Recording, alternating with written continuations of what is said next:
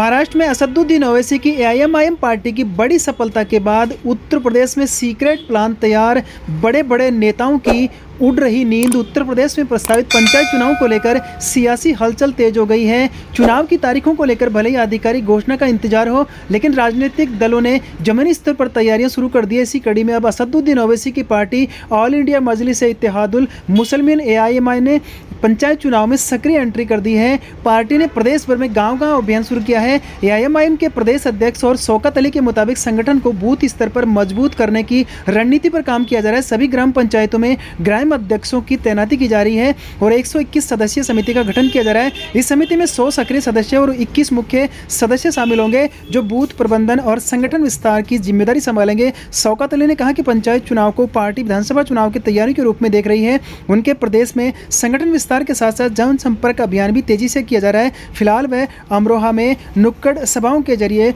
लोगों को पार्टी से जोड़ने में जुटे हैं। शौकत अली ने प्रदेश सरकार पर निशाना साधते हुए आरोप लगाया कि मुसलमानों के साथ भेदभाव किया जा रहा है। उन्होंने महंगाई और बेरोजगारी को भी बड़ा मुद्दा बताया। हाल ही में मुरादाबाद में दिए गए एक विवादित बयान में उन्होंने एआईएमआईएम का नया नारा हम दो हमारे 2 दर्जन पेश किया और मुसलमानों से ज्यादा बच्चे पैदा करने की अपील की थी। इस बयान को लेकर राजनीतिक हलकों में चर्चा जारी है। राजनीतिक विश्लेषकों की नजर इस बात पर भी है कि असदुद्दीन ओवैसी की सक्रियता से विपक्षी दलों की रणनीति पर क्या असर पड़ेगा। विपक्षी दल लंबे समय से असदुद्दीन ओवैसी को बीजेपी की बी टीम कहकर निशाना साधते रहे। सपा प्रमुख अखिलेश यादव ने भी बिहार चुनाव के दौरान बी टीम और पी टीम का जिक्र किया था। ऐसे में सवाल उठ रहा है कि क्या पंचायत चुनाव में एआईएमआईएम की मौजूदगी विपक्षी वोटों के समीकरण को प्रभावित कर सकती है। एआईएमआईएम ने रमजान के बाद प्रदेश व्यापी अभियान को और तेज करने की तैयारी की है। आजमगढ़, बागपत, अमरोहा, मुरादाबाद, रामपुर, बरेली और संभल जैसे मुस्लिम बहुल जिलों पर पार्टी की खास नजर है। वर्ष 2022 के विधानसभा चुनाव में एआईएमआईएम ने 100 से अधिक सीटों पर उम्मीदवार उतारे थे। इस बार पार्टी संगठनात्मक मजबूती के जरिए